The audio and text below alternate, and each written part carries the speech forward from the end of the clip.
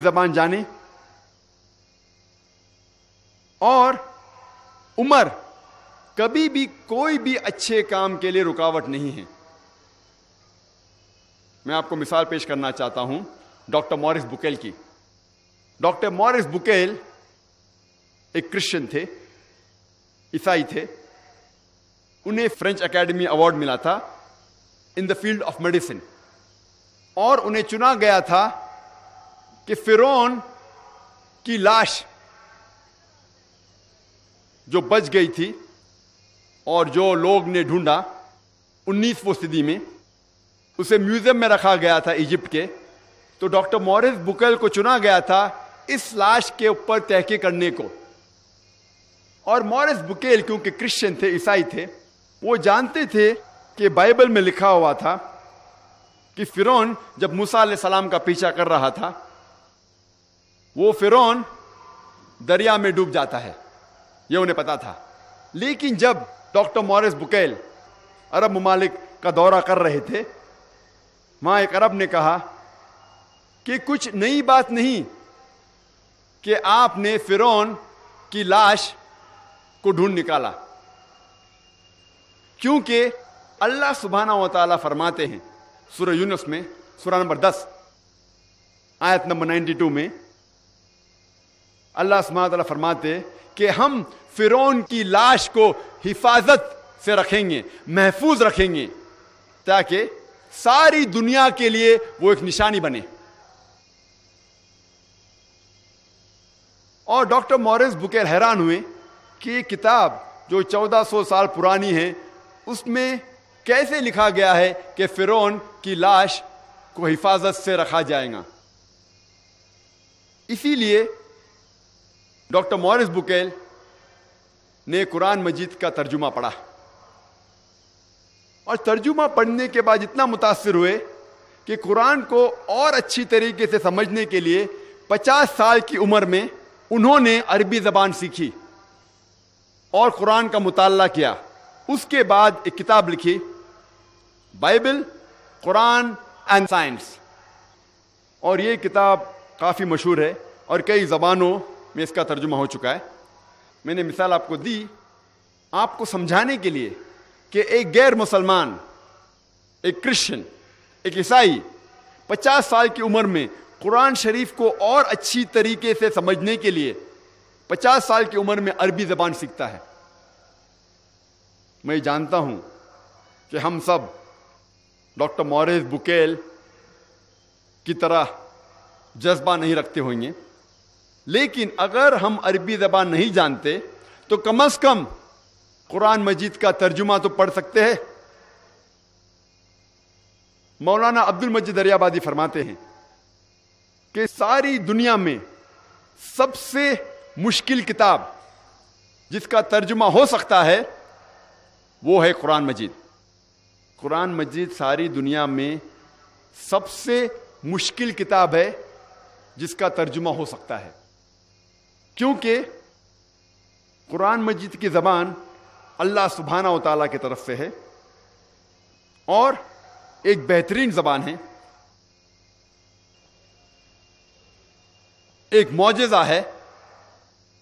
قرآن مجید کی ایک ہی آیت ایک انٹلیکچوئل، ایک ذہین آدمی کو متاثر کرتی ہے، اور وہی آیت ایک عام آدمی کو متاثر کرتی ہے. یہ خوبی ہے قرآن مجید کی. اور کئی عربی الفاظ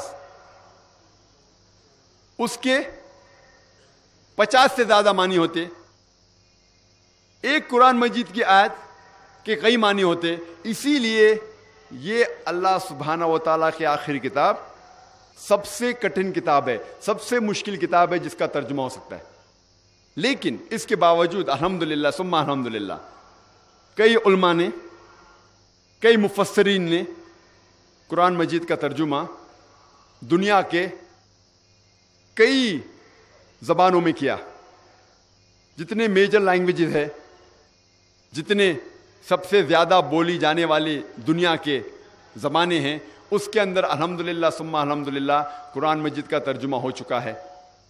اگر ہم عربی زبان نہیں جانتے، ہمارا فرض ہے کہ کم از کم ہم قرآن مجید کا ترجمہ پڑھے، اس زبان میں پڑھے جس زبان پہ آپ کو مہارت ہے.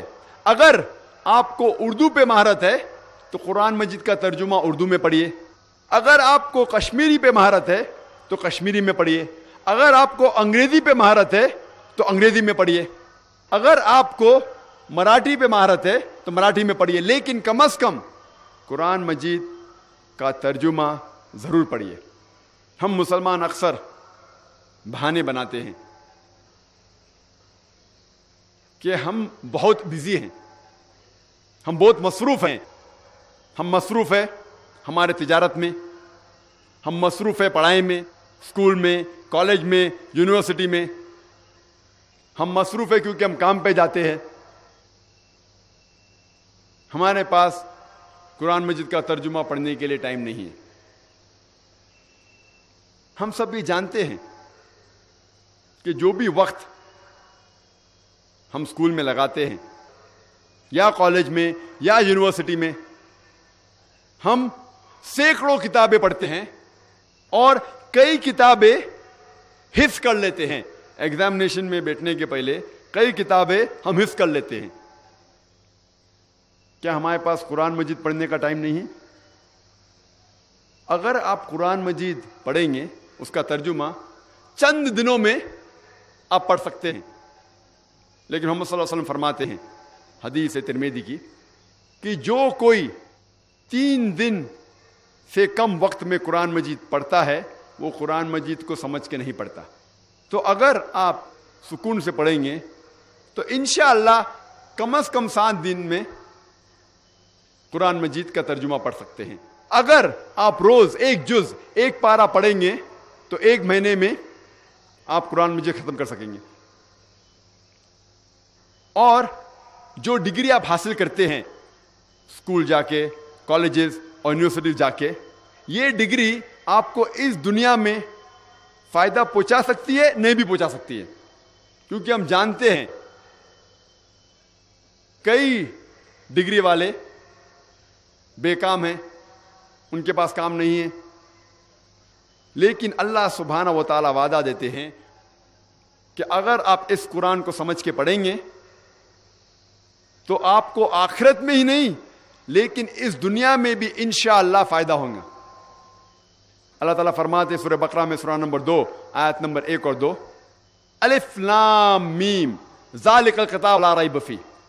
الف لام میم، یہ وہ کتاب ہے جس میں کوئی شک نہیں جو تقوی رکھتے ہیں. اور اللہ تعالیٰ کئی آیت میں فرماتے کہ اس قرآن مجید میں آپ کے لیے کئی فائدے ہیں. مثال کے طور پہ اگر آپ کا کوئی قریب دوست فرانس سے آتا ہے اور آپ کے ساتھ کشمیر میں